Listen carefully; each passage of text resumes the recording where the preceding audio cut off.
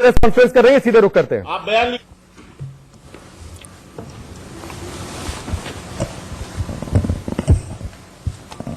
Good evening. Is that okay?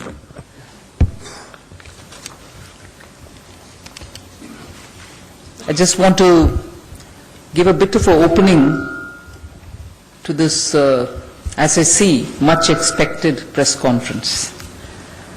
I'll have the Finance Secretary help me in going through the slides. I just want to give you a picture of how long it's going to be so that you're not going to be frustrated in between. There are about 32 slides. And just so that you get a picture of how we are going about this whole thing, I've arranged them in about 6 compartments. So as we move, I will alert you to the fact that I've covered one and I'm moving to the second, so that related items are grouped under one head. And even before I start doing that, just to briefly give you a picture of what's globally happening. The slide before you shows that the global situation is very clear, and the current projected global GDP growth is of about 3.2%, and probably is going to be even revised downwards. Moreover, not just one, many organizations have come out repeatedly to say the global demand is going to be very weak. So that's one broad picture. The lines there show you very clearly what is the growth globally and where India stands in that. You can see the yellow line which stands for India is still very much high above. The United States and Germany have seen inversion of yield curves, which points to slowdown in growth of consumption in these countries also. So it's not a story just of the emerging economies, but even global advanced economies are facing this. And obviously, being in India, we normally get compared with China. So as a result of the US and China trade war and subsequent currency devaluation of China, a very volatile situation has developed in the global trade. These are nothing new for you, but I just wanted to place it as a larger context with which we are speaking. And therefore, if you see the 10 major economies of the world, the size of the, the balloons or whatever, bulbs, show the size, and from among the emerging economies, the size of the economy, and therefore where they stand globally today. So the size of the circle represents the GDP as per PPP and the current international dollar terms. So you see India again in yellow, positioned comfortably very high. The growth rate still in comparison to many of these countries high, and if anything, even compared to China and the United States, our growth rate is higher than everybody else. So let's just keep that at the back of our mind, even as we go through this. One thing I just want to draw your attention to is the important line which the Prime Minister keeps repeating because he strongly believes in it, which came out in one of the newspaper interviews that he had given earlier, saying, "We respect wealth creators."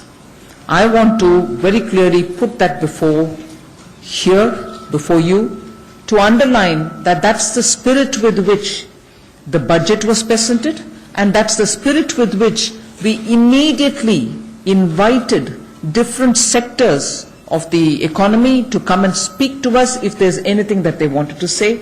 And they were not very quick, short consultation for the sake of it. They were in-depth consultation, some of which ran for even a couple of hours. And all our secretaries were together with me during those consultation process, which ran through a whole week. And many of you all kept following us closely on that. I was happy for that. And just so that we again put this fact in context, that this government, even from 2004, post 2019, we've forgotten the reform agenda. Not at all. Reform is a continuous process and we are treating it post 2019, we've forgotten the reform agenda. Not at all. Reform is a continuous process and we are treating it as a continuing endeavor.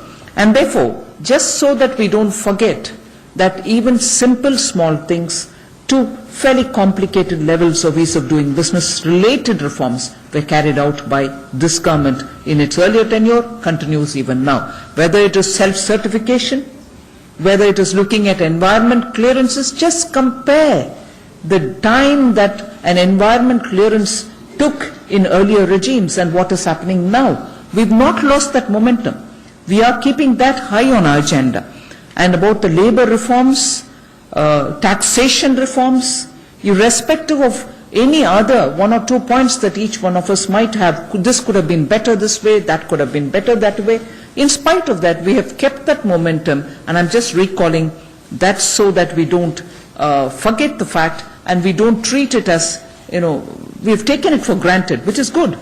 Indian economy and the society should take for granted many things which relate to ease of doing business and ease of living too. And that's the agenda with which we are moving forward. We have not slowed down or we have not even forgotten that. With that said, you can see in the slide that we provided here that continuously efforts are being taken by each one of the departments. Taxation, I'd like to draw your attention before I get into specifics of other things, just so that this makes the backdrop to everything which is being talked about. Is this government going to care for us? Is this government understanding what is happening in the ground? Is this government responsive enough to the changes which are coming? We are responsive. I want to assure everybody that the momentum with which we want to carry forward reform will continue. Just to draw your attention for a few things that are happening here. Pre-filling of IT returns. Revenue Secretary has been talking about it. Now the ease with which you can file your returns will be a lot more simplified if it is all pre-filled and all that you have to do is to change any corrections that you have to make. So that strain is off you. Similarly, there will be faceless scrutiny from Vijayadashmi Day this year, which will mean that there shall not be even that one odd, I don't want to use the word, but for want of a better word, one odd over-enthusiastic officer who might go and, sit and talk about things which may be construed as harassment. That will not happen because the whole process is going to become faceless and it will be randomized. So it's not going to be that everybody is going to be a faceless scrutiny will happen. No. It will be randomized. Big data details are being utilized. So for somebody who's got to be as scrutinized, let's say sitting in Noida, his assessment might go to Assam. So faceless scrutiny is something which is coming in from Vijayadashmi Day. Reduction of GST returns and simplified taxation and also the number of forms is really being worked upon, and I surely assure you sooner the GST will come up with even more simplified and less number of forms. The refund process, I must underline here, has almost become automatic. Glitches where they exist, even yesterday when I was sitting with the tax administrators, I very clearly said the refund should be going through as a process, free flow.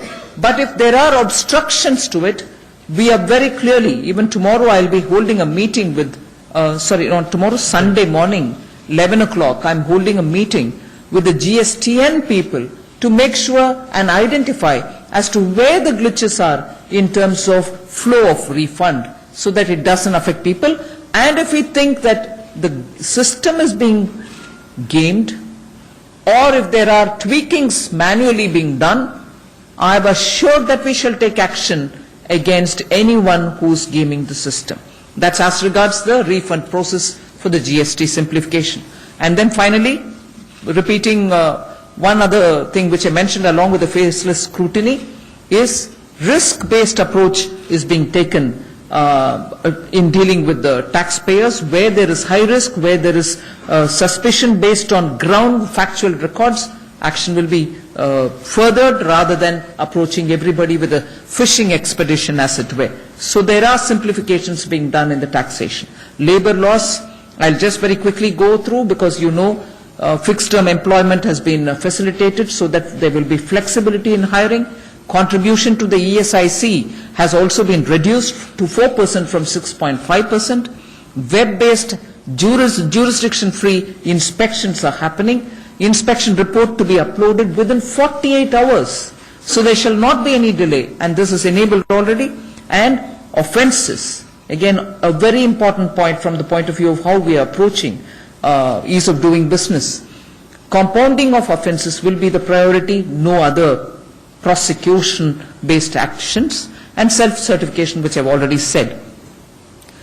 Environment clearances, there is a single air and water clearance for MSMEs, single consent to establish a factory for MSMEs, so it's actually moving towards greater simplification and doing of business. Then corporate affairs, I just want to very quickly draw you to say that these are ongoing endeavors. We have not forgotten. I just want to draw the attention of the House before I move on to specifics, which I've already told you, 6 different headings in which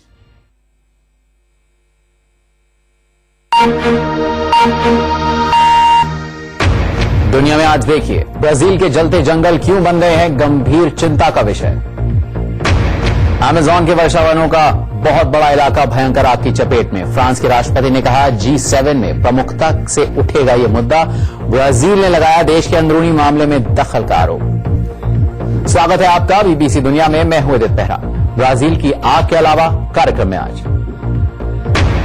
France के बाद आज रात संयुक्त अरब अमीरात पहुंचेंगे PM Modi. वहां रह रहे भारतीयों की क्या है प्रधानमंत्री से उम्मीदें?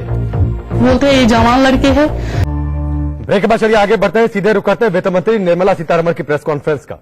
Through the MCLR reduction to benefit all borrowers. It's a decision which the banks have made. I'm very grateful because during the consultation we emphasized on the total, irrespective of the segments, people saying that the benefits of rate reduction don't reach them at all. Or if it reaches in trickles, or if it reaches, the trickles last over several months and years. So there was this across the board grievance that interest rates not being passed down to the customer is affecting, in spite of Reserve Bank having brought it down several times. So now we are very grateful, all the banks have agreed and they said that they shall pass on the rate. The next one is, this is more important and that will explain the previous point that I've made. Banks again have decided to launch repo rate or external benchmarking linked loan products. Only a few days ago, the governor of Reserve Bank had spoken about it. He was talking about institutionalizing this mechanism, was also still hoping that the banks would work on it. Now, banks have agreed to do this, and I really want to put on record my appreciation of the Finance Secretary, who has been sitting and engaging with the banks to convince them that today's environment demands that the banks become a bit more reasonable on this, and this will therefore result in reduced EMI for housing loans, vehicles and other retail loans by directly linking repo rate to the interest rates, which means the moment the reduction has happened, it will directly benefit the customers, end customers. Working capital loans for industry will also become cheaper as a result. Go over to the next, customer ease. In order to reduce harassment and bring in greater efficiency, public sector banks shall ensure mandated return of loan documents within 15 days of loan closure. Most often, people who came and spoke to us said, look, we finished the loan, we've brought it to a closure, but our documents, the security related documents are not being given to us. It was a demand of every segment which met with us during the consultation, and therefore we've worked together with public sector banks and come to today's situation where within 15 days of the closure of the loan, the documents will be given to the customers so that he can do anything else with it afterwards. It shall now not be held unreasonably by the banks. So this will benefit all those customers who have mortgage documents in the banks and they are sitting without being able to release them. I go to the next point, again under the banks and NBFCs, again on the customer ease, online tracking of loan applications by customers of retail, MSME, housing, vehicle, working capital, limit enhancements, all of this will be covered. They can track it themselves online. So there's no need for them to wonder saying the application made, nothing has turned up, we don't know where it is lying. You track it like we would do with a courier parcel, I suppose, as to where it goes at which stage. So this would increase transparency, reduce harassment. There shall not be a need for people to go knock at different doors to say, where's my loan application? And this will also improve the turnaround time for customers. The next is talking about banks to issue improved transparent OTS policy, one-time settlement policy, to benefit MSME. This is not theoretical. This is not an abstraction. We are not just saying, oh, banks will improve transparency. How will they do it? For settlement of one-time loans or one-time loan settlements, we are approaching it with a checkbox approach. If a client has complied with certain requirements in one sheet of paper, use a checkbox system and there and then settle for the one-time settlement, rather than say somebody else will have to take a call, we'll have to pass the paper on to somebody else and come back and waste time. If the checkbox approach is taken up by MSMEs and they go about ticking the box and giving it to the banks, there's no reason somebody else should come to decide the matter. The banks can there and then decide and clear the one-time settlements which are due. Because many of the NPAs or many of these accounts which are waiting for banks to take a call are waiting because nobody wants to take this call. Nobody wants to take a decision on the one-time settlement. There are many other points which I'll add to say, why will an official in a bank now feel encouraged to do it? We've taken adequate steps also to make sure that there shall not be any harassment of the official for the risk that he's taking, because the formulation is as per the checkbox ticking. So that way we expect to have a lot of quick one-time settlements clearing out of the bank's books. The next one is the one which I elaborated. In order to protect decision making, honest decision making, because the inputs which are coming are for fear of action. Many of those honest decision makers in banks are not able to go forward to take a call because they don't know what is involved in the decision making, and therefore there is a stagnation in decision making in banks. We are now making sure that stagnation, that worry, that aversion to risk taking are all being removed. So in order to support decision making and to prevent harassment for genuine commercial decision by bankers, the CBC has issued directions that internal advisory committee, the IAC, in banks to classify cases as vigilance and non-vigilance. Decision on the by the IAC and bank chief vigilance officers or the DAs to be treated as final. So because that happens there and then, decision taking risk will not be anymore laden in their heads. So we expect that will protect honest decision making in the banks. We move to the next point under banks, NBFCs and MSMEs. More credit support for purchase of houses, vehicles and for consumption goods. How are we doing this? Additional liquidity support for HFCs, home finance corporations, for rupees 20,000 crores by the National Housing Bank, and thereby increasing it to 30,000 crores, which is an increase which we are making now. Partial credit guarantee scheme for purchase of pooled assets of NBFCs and housing finance corporations up to 1 lakh crore to be monitored at the highest level in each of the banks. So NHBs have already settled some issues.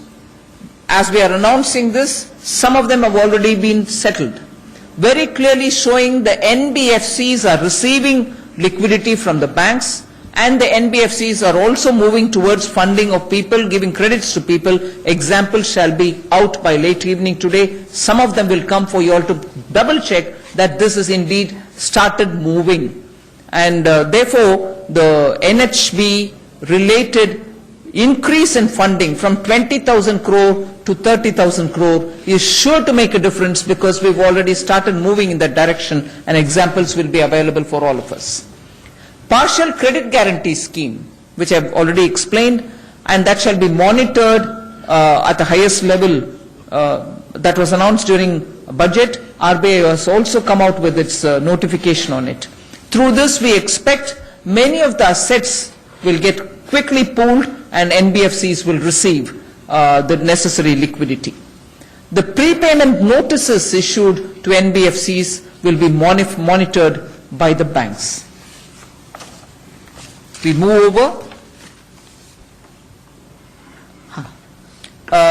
to the next point, which is NBFCs will now be permitted to use Aadhaar authenticated bank KYC to avoid repeated processes. Because many of the people who came for consultation said what has been proved once is now being repeatedly asked by another agency and a third one and so on. So now what we've said is clearly that Aadhaar can be authenticated by the banks through the KYC, and NBFCs need not ask for one more time proving and repeating the process. This will simplify and quicken up the taking of credit. So this was a major demand by the NBFCs, and therefore we have ensured that we've given them this benefit. The necessary changes have also been made in the PMLA rules for this. Aadhaar regulations have also been tweaked to this extent. Then this will enable a easier and faster tracking, onboarding of customers, we think. Another very important fact, all of you all will probably know, quick summary would be, banks are sitting with liquidity, NBFCs have the reach. But this money is not moving to the NBFCs, and as a result NBFCs are not able to forward credit. This has been the overall simple summary of the situation. What we've now done is to take advantage of the liquidity that which is with the PSBs and the last mile consumer connect that the NBFCs had, so that PSBs can fast track collaboration for loans, particularly to the MSME. So the co-origination is the rules or the requirements of the banks will apply even in the context of an NBFC where the requirement probably do not exist or are hushed. So this will work together and bring in the synergy between the NBFCs and the banks, so that where the NBFCs are present, the banks' advantages will reach them, and where there are no NBFCs, the banks themselves can push it forward, and therefore the synergy we think will help in reaching out the end customer quickly with the liquidity which is sitting with the PSBs and the NBFCs which are nicely spread and available everywhere. So the co-origination is a very important measure which even the RBI has gone through, and we are convinced that it's going to work to the favor of the customers. The most important thing again, GST refunds for MSMEs. This was rampantly heard from a lot of MSMEs saying our refunds are stuck, we are not sure when we will get it, will you give it? Now I would want all of you all to please hear this out clearly. This is clearly time bound now. All pending GST refunds due to MSMEs till now, that is, shall be paid within 30 days. Everything that is pending since I don't know how many years, from the time of introduction, let us say, of the GST, from then till today, whoever has got a pending refund problem, it will be sorted out within 30 days from today. The government has worked very clearly to clear it all within 30 days. And from now, for future GST refunds, every refund for future GST refund matters will be sorted out within 60 days after it arises. For those which are pending till now, irrespective of 1 year, 6 months, 8 months, whatever, we commit ourselves to clear it within 30 days. And from now, anything which arises newly, within 60 days, the refund for MSMEs will be done, so that the MSMEs are not worried about money being stuck somewhere and they're not getting it. So that's cleared. The next one, TREADS you are aware of. Many of these companies are registered under TREADS, and the Prime Minister had very clearly announced, once I recall, that being in TREADS, if there are large companies who owe money to the MSMEs, and if they were in TREADS, that system enabled them, the moment they got into it, that they could discount their bills and get the money even if the company delayed it. TREADS enabled that. Now what we are telling is, for those companies which are registered and are part of the GST, if TREADS uses the GSTN facility, and for every bill that is certified or signature obtained under the GST, the same discounting will be available even for MSMEs, so they need not worry that GST paid, we paid GST tax, but we are not getting the payment from that company who owes us, for whom the supply has been made. So that company's money can now be obtained, because the bank will honor the moment the GSTN signature is on it, and MSMEs will be benefiting similarly as many companies benefit out of TREADS. Now, TREADS and GSTN are working together. They can obtain information, and therefore the MSMEs can quickly discount their bills and get the money for their requirement. The next one is a point on MSME definition. That's been one of the worries of MSMEs who approached us.